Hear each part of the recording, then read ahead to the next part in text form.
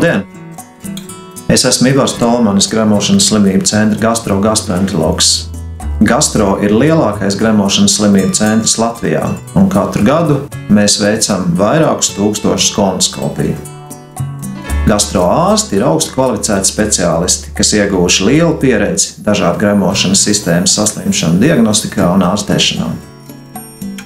Kolonoskopija kā metode jau zinām vairāk kā 50 gadu, bet pēdējo 10 gadu laikā tā sasniegusi tādu attīstības pakāpi, ka ar šīs metodes palīdzību var veikt vissarežģītākās manipulācijas un vienlaicīgi tā pacientiem ir labi panesama.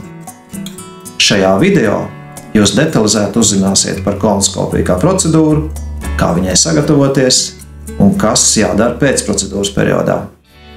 Kolonoskopijas laikā ārsts ar speciālu endoskopiju aparatūru izmeklē resno zarnu no iekšpuses.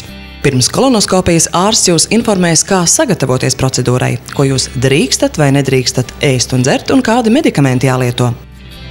Dienu pirms kolonoskopijas parasti jālieto tikai dzeramais ūdens un speciāli medikamenti. Svarīgi, jo tīrāka būs zarna, jo kvalitatīvāka būs diagnostika kolonoskopijas laikā. Labai zarnas sagatavošanai ir milzīga nozīme.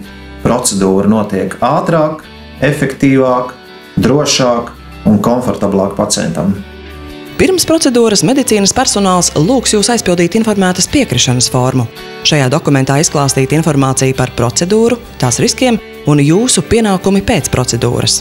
Pirms procedūras medicīnas personāls atbildēs uz visiem jūsu jautājumiem.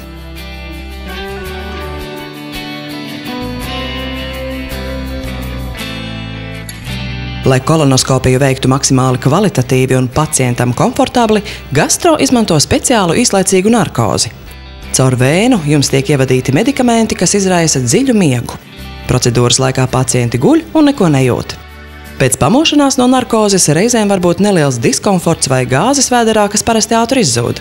Lielākajai daļai pacientu pēc kolonoskopijas nav nekādu nepatīkamu sajūtu. Protams, man tas vecums ir diezgan jau ir. Un cilvēki man iedrošināja, bet es nebiju īsti pārliecināta, kā tas ir, bet es atnācu un ārsts man iedrošināja, un es arī tagad varu cilvēkus iedrošināt, lai nāk šeit. Kolonoskopiju veids īpaši aprīkotā telpā, kur atrodas kolonoskopiju aparatūra un speciāls ekrāns. Tajā ārsti var redzēt resnās zarnas attēlus no iekšpuses. Kolonoskops ir gara lokana caurule ar video kameru un gaismas avotu galā.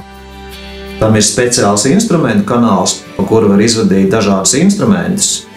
Kolonoskopam ir speciāla vadības pults, ar kuru var veikt dažādas manipulācijas.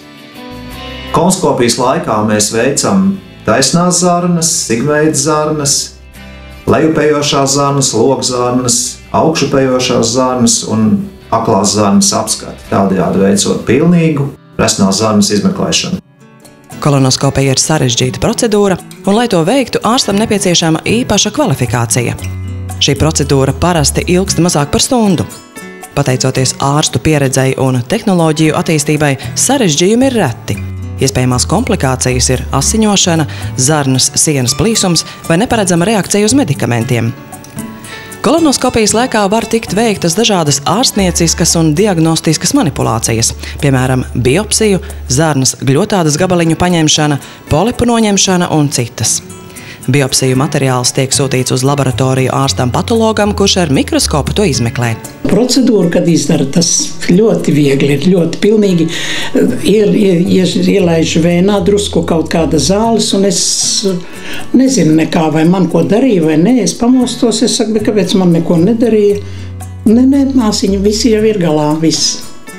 Aptuveni pusstundu pēc procedūras medicīnas personāls jūs uzraudzīs. Pie ierastā ēšanas režīma jūs drīkstēsiet atgriezties uzreiz pēc kolonoskopijas. Pēc procedūras jūs saņemsiet rakstisku ārsta slēdzienu. Pāris dienu laikā pēc kolonoskopijas ar jums sazināsies medicīnas personāls, lai uzzinātu, kā jūtaties. Kolonoskopijas dienā nodrošinieties ar pavadoni. Viņa palīdzība jums var būt noderīga, lai nokļūtu mājās, jo 12 stundas pēc procedūras nedrīkstēsiet vadīt automašīnu un citus braukšanas līdzekļus. Kolonoskopija ir droša, efektīva un labi panesama procedūra. Saulaicīgi veikt kolonoskopiju atsevišķos gadījumos var glābt jūsu dzīvību.